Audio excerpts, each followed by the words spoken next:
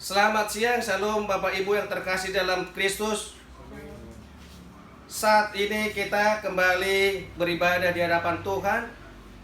Minggu-minggu akhir-akhir ini kita berada dalam minggu untuk menantikan hari Pentakosta, pencurahan Roh Kudus turun atas kita. Tetapi ketika saat ini juga kita masih diperhadapkan dalam situasi yang belum kunjung tiba, ya, untuk memberikan kita kehidupan yang tenang. Di saat-saat ini kita sedang diperhadapkan pandemi COVID-19. Tetapi kita jangan terus larut di dalam kesedihan kita. Jangan larut kita di dalam segala kekhawatiran dan ketakutan kita. Ini saatnya kita untuk maju. Kita percaya ini Tuhan boleh izinkan, boleh terjadi dalam kehidupan kita. Nah, untuk itu kita harusnya bisa mengoreksi hidup kita di saat-saat terakhir ini. Kita mencoba introspeksi apa yang sesungguhnya kita lakukan di hadapan Tuhan, apa yang sudah kita perbuat di hadapan Tuhan. Saudaraku, saat siang hari ini saya membagikan firman kepada saudara di dalam Roma 1 ayat 18, ya. Roma 1 ayat 18 ini, ya, saya buat sebagai judul khotbah, pernyataan Allah atas orang yang hidup tidak dalam kebenaran. Ya, pernyataan Allah atas orang yang hidupnya tidak dalam kebenaran. Mari kita baca Bapak Ibu yang terkasih di dalam Kristus. Roma 1 ayat 18. Kitab Roma ayat 1 yang ayatnya ke-18. Demikian firman Tuhan. Sebab murka Allah nyata dari surga atas segala kefasikan dan kelaliman manusia yang menindas kebenaran dengan kelaliman. Amin. Bapak Ibu yang terkasih dalam Kristus, ini Tuhan sedang memperkatakan kepada kita bahwa sesungguhnya orang yang tidak hidup dalam kebenaran, orang yang hidup dalam kefasikan, orang yang hidup dalam kelaliman, Tuhan tidak tinggal diam. Dia akan menyatakan hukumannya kepada setiap orang yang tidak benar di hadapan Allah. Ya. Dia berkata sebab murka Allah nyata dari surga. Ya. Nah, berarti Tuhan tidak membiarkan setiap anak-anaknya yang tidak hidup dalam kebenaran firman Tuhan. Nah, kita pun saat ini seringkali kita menyadari bahwa kehidupan yang kita jalani adalah seolah-olah atas kekuatan kita, atas kemampuan cara berpikir kita. Tetapi semuanya itu tidak demikian di hadapan Tuhan. Karena kita lihat banyak orang-orang di sekitar kita hidup dengan segala kefasikan dan kelaliman. Ya. Kata fasik di sana, saudara yang terkasih, adalah suatu perbuatan seseorang yang tidak peduli terhadap perintah Tuhan. Ya. Tentunya kalau kita hidup dalam kebenaran, seharusnya kita tidak hidup dalam kefasikan. Ya.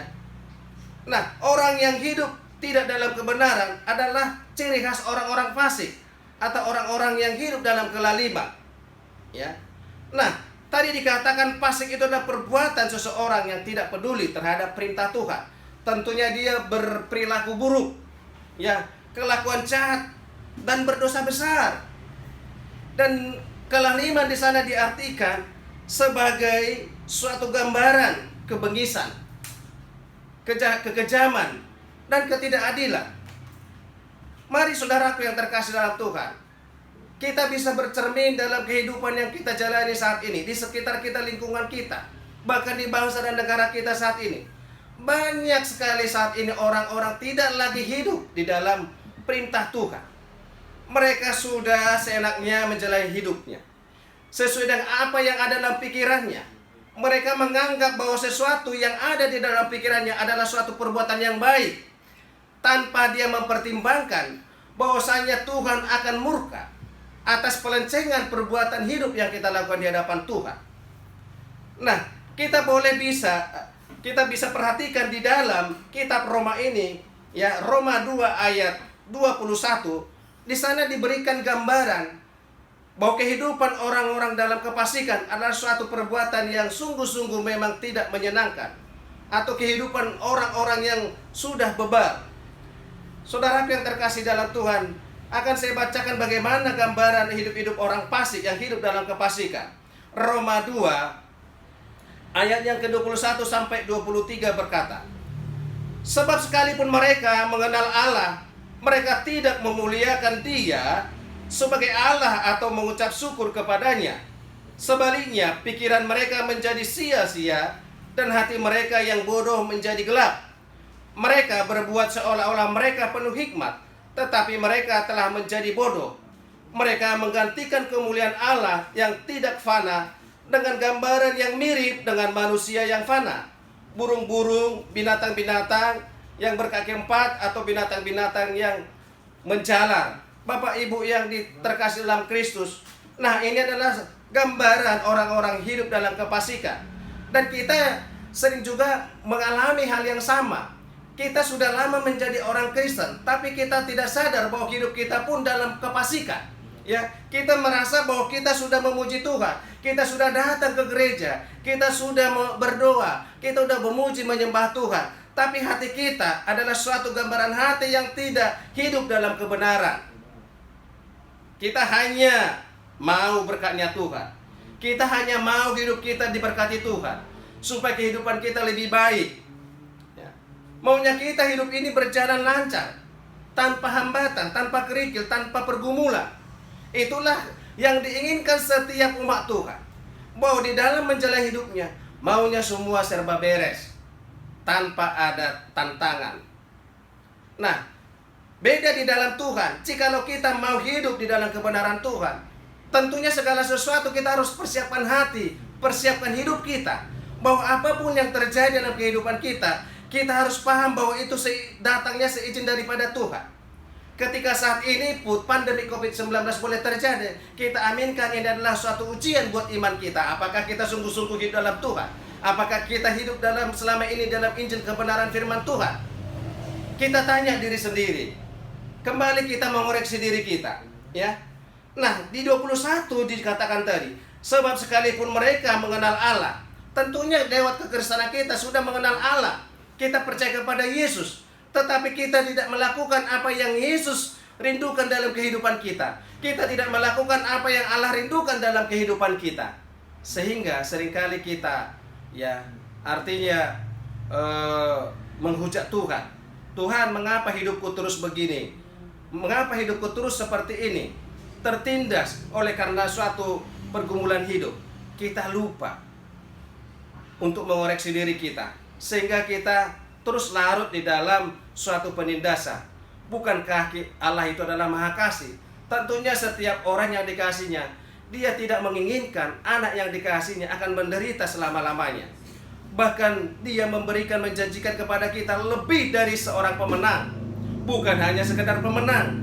Untuk itu kita harus yakin dan percaya ketika kita mengoreksi hati kita, ya, dengan segala, ya, gambaran daripada kasih Kristus. Tentunya kita harus sanggup mengubah pola pikir kita. Janganlah kita menganggap bahwa kita sudah berada di gereja, kita ikut beribadah dalam persekutuan, ya, tapikah sudah kita melakukan kebenaran firman Tuhan? Nah, ini bisa kita lihat dari buahnya. Kita bisa lihat dari pribadi seseorang. Mungkin seseorang tidak mau hatinya dikecewakan orang lain. Sering kita jengkel terhadap orang lain yang membuat hati kita terluka. Kita seolah-olah kita lebih geram, ya. Kita lebih sudah melakukan yang lebih terbaik daripada dia. Makanya tidak jarang juga kita sering melawan orang di sekitar kita, yang menghardik orang, menganggap orang lain itu adalah orang yang tidak selayaknya, ya. Nah, kita mengandalkan kehidupan kita, kita merasa orang yang paling benar, tetapi kita hidup tidak dalam kebenaran Tuhan. Nah, Bapak Ibu yang dikasihi Tuhan, itu adalah gambaran-gambaran orang yang hidup dalam kefasikan, ya. Nah, sebab sekalipun mereka mengenal Allah, mereka tidak memuliakan Dia sebagai Allah yang mengucap syukur kepadanya. Tentunya Allah merindukan setiap detik, setiap menit, setiap saat kita harus mengucap syukur atas apa yang Tuhan berikan kepada kita. Artinya pemberian Tuhan itu bukan hal-hal yang baik terus, tetapi kita diperhadapkan juga hal-hal yang tidak baik, supaya kita tetap berserah kepada Tuhan, mengucap syukur. Bukankah firman Tuhan berkata, mengucap syukurlah dalam segala hal, karena itulah yang sesungguhnya Tuhan rindukan dalam kehidupan kita. Jadi jangan kita mengucap syukur hanya dalam keadaan baik saja, tetapi kita seharusnya mengucap syukur dalam hal-hal perjalanan hidup kita di dalam ketidakbaikan. Nah, ada juga ayat yang terus melanjutkan ayat 21 tadi, yaitu di ayat yang ke-29 tentang gambaran seseorang yang hidup dalam kelaliman atau kefasikan, ya. Nah, dia berkata di ayat 29, penuh dengan rupa-rupa kelaliman, kejahatan, keserakahan, dan kebusukan, penuh dengan dengki, pembunuhan, perselisihan, tipu muslihat, dan kefasikan. Mereka adalah pengumpat, pemfitnah, pembenci Allah, kurang ajar, congkak, sombong, pandai dalam kejahatan, tidak taat kepada orang tua, tidak berakal, tidak setia, tidak penyayang, tidak mengenal belas kasihan. Sebab walaupun mereka mengetahui tuntutan hukum Allah, yaitu bahwa setiap orang yang melakukan hal-hal demikian patut dihukum mati, mereka bukan saja melakukannya sendiri, tetapi mereka juga setuju dengan mereka yang melakukannya. Nah, Bapak Ibu yang terkasih dalam Tuhan, ini adalah juga gambaran kehidupan kita saat-saat ini, ya. Ini adalah gambaran hidup orang-orang percaya juga. Bahkan tidak hanya dicerminkan oleh gambaran orang yang tidak percaya, tetapi juga digambarkan oleh kehidupan orang-orang percaya. Percaya di dalam Kristus tetapi tidak hidup di dalam kebenaran Tuhan. Ya. Kita sering juga terlihat di luar sana ada banyak orang yang Kristen, sudah menyatakan dirinya orang Kristen dan orang percaya, tetapi masih hidupnya dalam suatu kefasikan. Sering ada mereka pemfitnah, berselisih dengan orang lain, atau iri hati dengan sesamanya, bersikap kurang ajar, congkak, sombong, dan egois. Merasa dialah yang paling benar, kalau orang lain semua jahat. Nah, ini seringkali terjadi dalam kehidupan kita, orang percaya, yang senantiasa kita beribadah kepada Tuhan, tetapi sikap hidup kita selalu menunjukkan atau mencerminkan hidup-hidup orang fasik, yang membuat orang senantiasa jatuh ke dalam dosa. Nah, Bapak Ibu yang dikasihi Tuhan, lalu kalau demikian halnya, ya, apa yang harus kita perkatakan kepada Tuhan? Karena dalam hal ini Allah tidak berdiam diri atas perilaku manusia yang hidup dalam kefasikan. Orang yang hidup dalam kelaliman, Tuhan selalu melihat apa yang sesungguhnya kita perbuat di hadapannya, ya. Nah, jadi jangan merasa bahwa Tuhan akan melupakan setiap perbuatan jahat kita, ya. Nah, tentu tidak. Tuhan senantiasa hadir dan bahkan Dia akan memberikan penghukumannya secara adil, ya. Coba kita renungkan kembali setiap peristiwa yang ada dalam kehidupan kita selama ini, ya. Bahwa membuktikan bahwa Tuhan senantiasa hadir melihat kehidupan umatnya di muka bumi ini. Nah, karena memang Tuhan sudah mulai jengkel lihat kehidupan manusia. Kita lihat, pernah baca juga di dalam firman Tuhan, bagaimana itu dulu ketika zamannya Nuh, ya, itu dikasih, ya, suatu peristiwa yang hebat yang membuat semua musnah, ya, penghuni bumi, ya. Dan juga bagaimana peristiwa Sodom dan Gomora, di bumi hanguskan semua orang-orang yang hidupnya penuh dengan kefasikan. Tetapi saat ini pun di dalam zaman now yang ada saat ini, bisa kita melihat situasi yang terjadi, bahwa Tuhan juga memperlihatkan kehadirannya, bahwa setiap pergumulan orang, bahwa setiap perilaku orang yang tidak hidup lagi dalam kebenaran, Tuhan tidak tinggal diam. Kita bisa lihat bagaimana banyaknya bencana, ya, yang terjadi dalam kehidupan bangsa dan negara kita ataupun di bangsa-bangsa, ya. Ada bencana, ada tsunami, ada gunung meletus, gempa bumi, ya. Dan bahkan saat terakhir ini, ya, ada wabah, ya, virus corona. Nah, jadi Tuhan tidak pernah tinggal diam.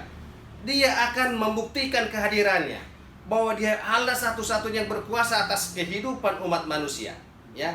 Sebab Allah yang kita sembah adalah Allah yang maha adil. Dia adalah Allah yang tidak dapat dipermainkan, dan Dia adalah Allah pecemburu. Dia akan menyatakan keadilannya dalam penghukuman orang-orang yang hidupnya tidak sesuai dengan Injil, firman kebenaran Allah, ya. Nah, tentunya dengan peristiwa hidup yang ada saat ini, dia akan memperlihatkan kekuasaannya, ya, kepada umatnya yang ada di muka bumi ini.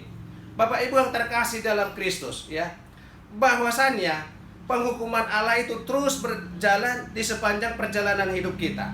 Tentunya kita akan bisa mengoreksi diri kita. Apakah kita juga orang-orang yang berada dalam penghukuman itu?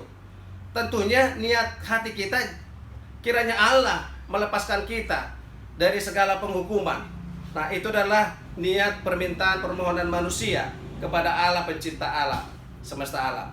Nah, tentunya kita juga mengakui bahwa Allah tidak akan tinggal diam. Bahwa penghukuman Allah kepada setiap orang berlaku jujur. Ya. Tentunya benar bahwa Allah tidak serta-merta menghukum orang yang tidak benar di hadapan Tuhan, tetapi Allah juga akan memberikan perlindungan hidup bagi setiap orang yang hidupnya dalam kebenaran firman Tuhan, ya. Di dalam Roma ayat 2 ayat 6 berkata, Ia akan membalas setiap orang menurut perbuatannya. Tentunya berarti Allah, ya, tidak serta menghukum membabi buta bagi umat manusia. Dia juga akan memberikan perlindungan kepada orang yang setiap dikasihinya. Tentunya yang dikasihinya adalah orang-orang yang hidup dalam kebenaran firman Tuhan, yang melakukan perintah-perintah Tuhan dan taat di hadapan Tuhan. Ya, dia adalah, kita bisa dari sinilah kita tahu kesejatiannya Allah, ya, bahwasanya penghukuman itu tidak membabi buta yang Allah berikan kepada setiap umatnya. Dia memberikan suatu penghukuman, ya, tetapi di dalam penghukuman itu dia pun akan memberikan keselamatan bagi setiap umat yang mengasihinya, yang taat kepada perintahnya, ya. Jadi kesejatian Allah yang pertama adalah bahwa Dia adalah Allah yang maha adil, ya. Dia akan menghukum orang setimpal dengan perbuatannya. Roma 2 ayat 6. Sejatinya Allah yang kedua adalah Dia adalah Tuhan yang maha pemurah, ya. Bapak Ibu yang dikasih dalam Tuhan, apa yang disampaikan di Roma 2 ayat 4 ini berkata demikian, maukah engkau menganggap sepi kekayaan kemurahannya, kesabarannya, dan kelapangan hatinya? Tidakkah engkau tahu bahwa maksud kemurahan Allah ialah menuntun engkau kepada pertobatan? Nah, saudaraku yang terkasih dalam Tuhan, nah, atas kemurahan Tuhan justru memberikan kita, ya, suatu kesempatan bahwa kemurahannya itu menuntun kita kepada pertobatan, ya.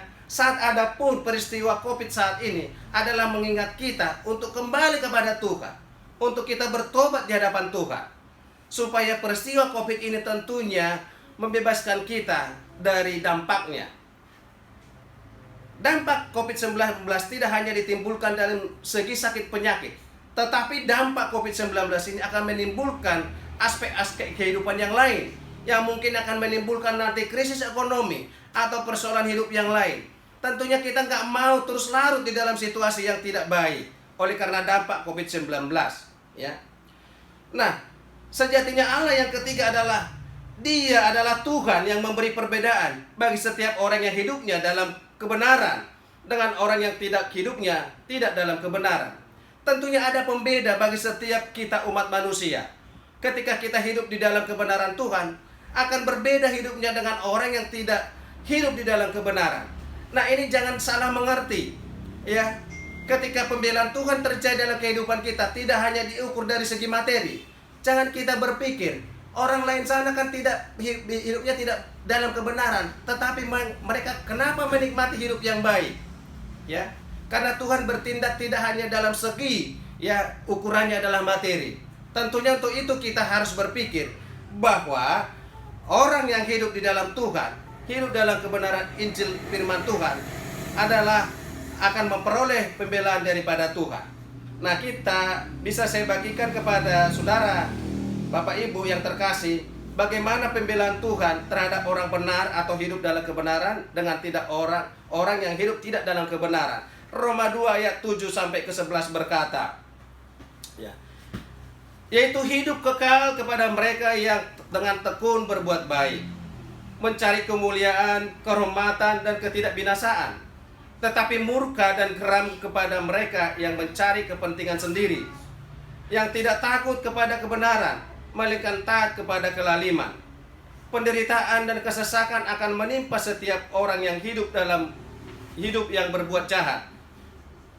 Pertama-tama orang Yahudi dan juga orang Yunani. Tetapi kemuliaan, kehormatan, dan damai sejahtera akan diperoleh semua orang yang berbuat baik. Pertama-tama orang Yahudi dan juga orang Yunani, sebab Allah tidak pandang bulu. Saudara terkasih dalam Tuhan, ini sangat jelas bagaimana Allah memfirmankan kepada kita bahwa ada pembeda ketika seseorang hidup dalam kebenaran firman Tuhan atau seseorang hidup tidak dalam kebenaran firman Tuhan. Ya, di sana sangat jelas dinyatakan kita akan memperoleh hidup yang kekal. Itu adalah perwujudan dari setiap orang yang hidup dalam kebenaran Injil firman Tuhan, ya. Kita akan merasakan ya suatu kehidupan damai sejahtera seperti yang dituliskan dalam ayat 10. Tetapi kemuliaan, kehormatan, dan damai sejahtera akan diperoleh semua orang yang berbuat baik, ya. Nah, berarti Tuhan memberikan lebih dari apa yang kita pikirkan, ya. Kehormatan, kemuliaan, dan damai sejahtera, ya. Ini hal-hal yang luar biasa yang Tuhan akan berikan kepada setiap kita. Tetapi lihat saudaraku, ya, apa yang akan Tuhan lakukan kepada orang yang tidak hidupnya tidak dalam kebenaran firman Tuhan. Di ayat 8 itu jelas dituliskan.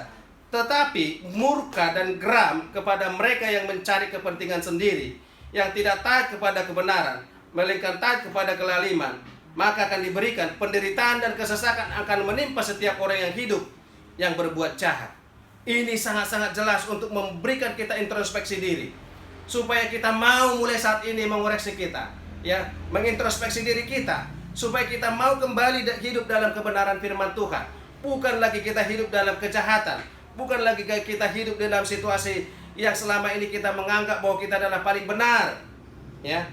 Nah, saudaraku yang terkasih dalam Kristus, ini adalah suatu cerminan bagi kita untuk kembali mengoreksi diri kita, ya. Sebab apa yang dikatakan di ayat 11, sebab Allah tidak memandang bulu.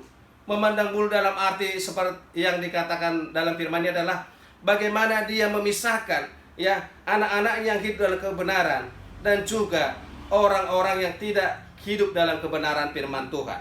Saudaraku yang terkasih di dalam Tuhan, tentunya kita sebagai umat Tuhan, kita harus berjuang bagaimana membuat hidup kita semakin berkenan di hadapan Tuhan.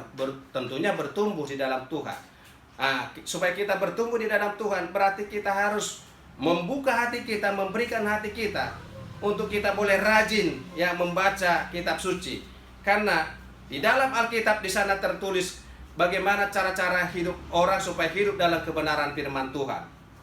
Nah, saudaraku yang terkasih dalam Tuhan, agar hidup kita mendapat pembelaan dari Tuhan, saya sampaikan di awal tadi bahwa kita ingin bahwa hidup kita ini lepas dari segala pencobaan, lepas dari segala penderitaan, lepas dari segala sakit penyakit. Tentunya kita harus ada yang kita lakukan di hadapan Tuhan supaya hidup kita mendapatkan pembelaan daripada Tuhan. Yaitu yang pertama, kita harus hidup dalam Injil kebenaran firman Tuhan, ya.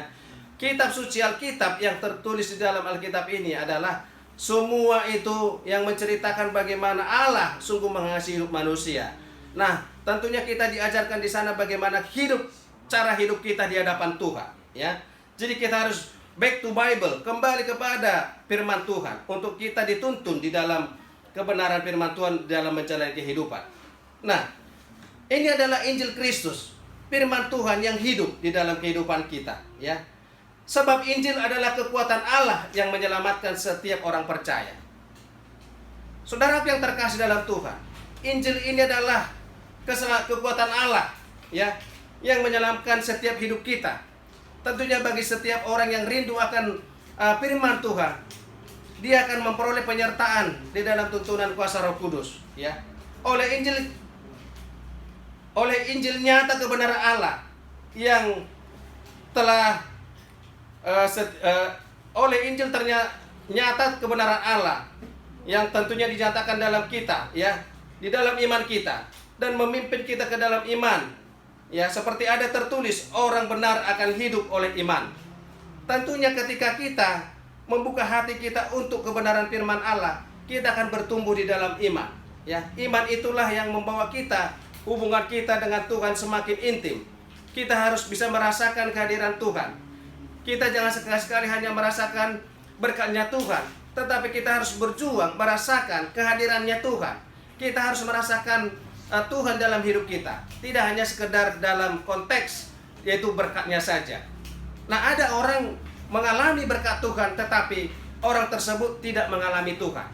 Nah, bisa saja hidup orang penuh dengan berkat, tetapi ada saatnya juga mereka hidup di dalam suatu kekacauan. Kenapa bisa demikian? Karena mereka tidak mengalami Tuhan. Saudaraku yang terkasih, ada dua hal di sini yang harus kita renungkan. Hidup mengalami berkat Tuhan atau hidup mengalami Tuhan. Ya, kalau kita maunya dua-duanya kita harus alami, supaya hidup kita nggak sia-sia. Ya, tentunya kita mengalami berkat Tuhan, kita semua menikmati kasih Tuhan, kita terbebas dari segala pergumulan, kita terbebas dari sakit penyakit. Tetapi juga kita harus mengalami Tuhan. Mengalami Tuhan dalam arti ini ketika kita di dalam doa kita, setiap saat kita dapat merasakan bagaimana sukacita dalam hati kita. Karena kita mengalami Tuhan. Ketika kita pun ditindas orang lain, kita dibuat jengkel orang-orang lain. Tetapi kalau kita mengalami Tuhan, maka hati kita pun senantiasa sejuk. Kita akan terlepas dari segala amarah emosi. Nah, saudara yang terkasih dalam Tuhan, nah, tetaplah beriman kepada Kristus Yesus. Nah, hal yang kedua, supaya hidup kita mendapatkan pembelaan daripada Tuhan, kita harus melakukan kebenaran dalam hidup. Seperti apa yang dituliskan dalam Amsal 11 ayat 19 berkata, siapa berpegang kepada kebenaran yang sejati menuju hidup, tetapi siapa yang mengejar kejahatan menuju kematian. Berarti ini sangat jelas, ya. Setiap orang hidupnya dalam kebenaran, ya, dia akan mengarah kepada kehidupan yang sejati, ya.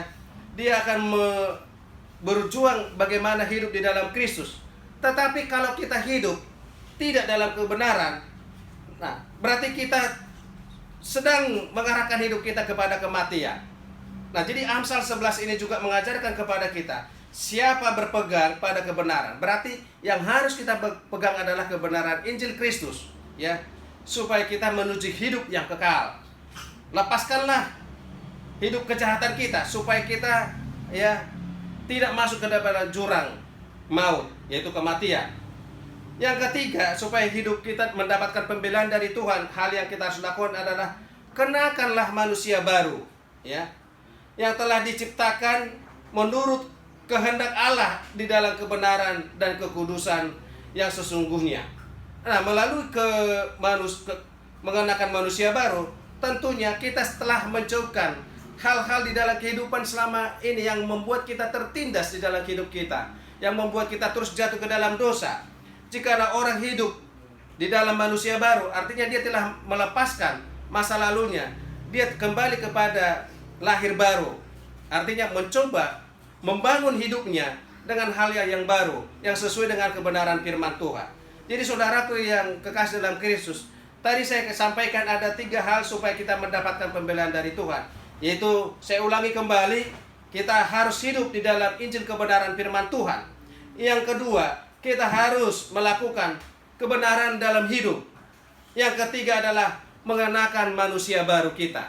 Jadi kita harus berjuang menanggalkan segala hidup-hidup kita yang tidak baik di hadapan Tuhan, supaya kita dapat merasakan pembelaan daripada Tuhan.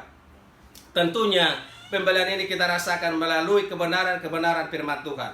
Kebenaran firman Tuhan ada dalam kitab suci yang senantiasa kita baca. Untuk itu, undang Roh Kudus untuk memberikan roh hikmat kepada kita, pengertian yang baru, supaya apa yang kita baca dalam firman Tuhan kita sesungguhnya dapat mengerti atas tuntunan Roh Kudus di dalam setiap kehidupan kita.